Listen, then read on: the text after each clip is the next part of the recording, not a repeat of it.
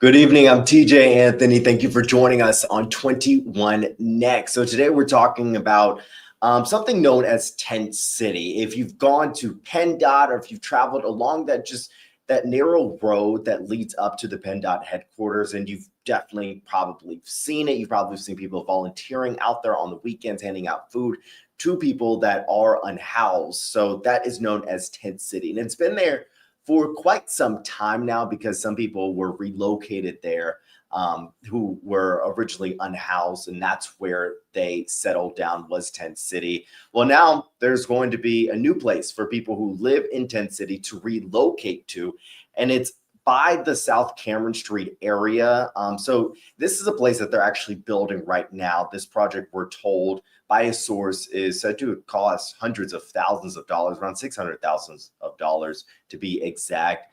And this is something a lot of people are talking about right now. I mean, this is supposed to have a lot of amenities for the unhoused, like even porta potties, a place to cook, because they really don't want people to be subjected to somewhat of the dangerous conditions that can be there, like some of the fires that have started there. So let's go ahead and bring in Yasmin Cowan. Yasmin, you have been at that location. You've even talked to the CEO of the project. Kind of tell us what you've learned today about this. Yes, so as you said, it's near Cameron Street. This specific location is on South 9th Street. So it's near that area, of course, like you said. And, I was talking to the co-CEO, Timothy White, and he said this will be more of a controlled, structured environment. Of course, when you see Tent City near Front Street, there's a lot going on. The people living there are controlling the environment because that's where they've established themselves, right? But in this area, Timothy White, who is the co-CEO of America for Sure, he says, people have to sign up in order to get a designated space within this encampment, so to speak. So they will have case managers on site in a case management office that will oversee the area with 24-hour surveillance. But not only that, I mean, it's going to be a beautiful area from what I'm told. They're building a pavilion. There's going to be designated cooking areas. And there's going to be mailmen who can drop off packages because they'll get their official mailing address as well. So there's a lot that's going to be here. He told me that they're going to have some grilling, some barbecues where people can grill. He's going to bring in the actual grills himself. So it's going to be a very neat experience for those who are looking for a place to live. But, he told me that there's a lot of construction that's underway. They're building the fences this morning. So a lot is happening here. And I was told that the county gave them the money in order to do this, TJ, which is very interesting. Oh yeah, no, there's definitely a lot of interesting things with this project. I mean, you're taking a look at Tent City right there, and you got to see some other video of them getting the project, breaking ground on that. I mean, Yasmin, it is a pretty nice place. There it is right there that they're setting up at, especially for the unhoused.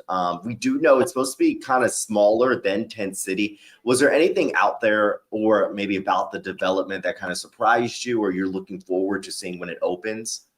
Well, at first, what surprised me, TJ, was that there was a lot of gravel there. So I asked Timothy what I said, when they put their tents on the ground, won't it be uncomfortable for them to sleep? And he said, well, actually, we're creating platforms for the unsheltered to put their tents on. So it'll be more of a comfortable experience for them. So he said eventually he's hoping to create brick and mortar restrooms because he doesn't like porta potties.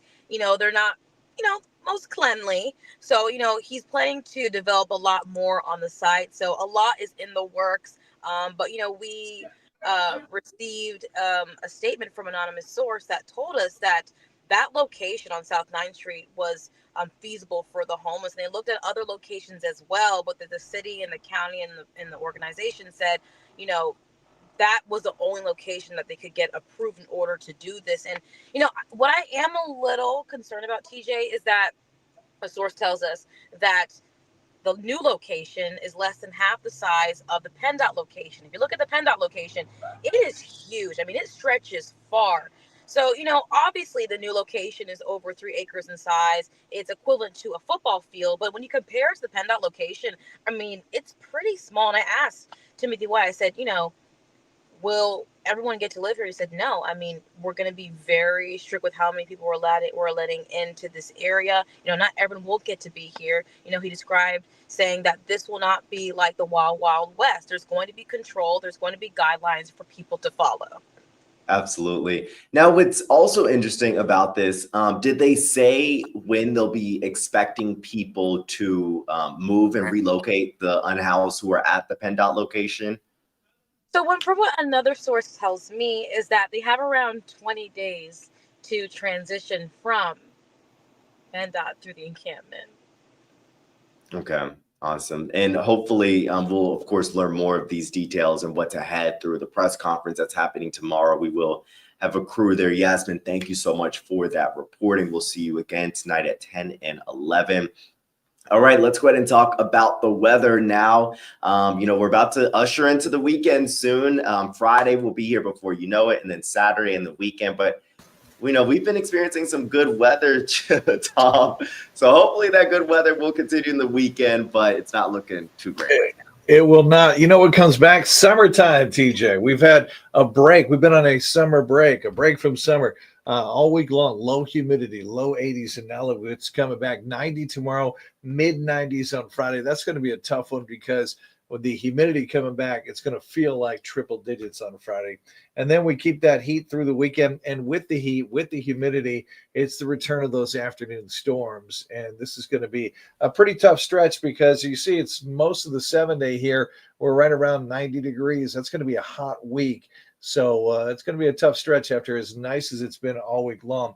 But here's the thing to look forward to late next week as we turn to August. Yeah, August arrives. It will be a bit cooler. So this is going to be a rough stretch, but at least we know there's an end to it at this point. All right, Tom, thank you. And thank you for joining us on 21 Next. We hope you have a great rest of your night. Make sure you join us again tomorrow for 21 Next. We'll see you then.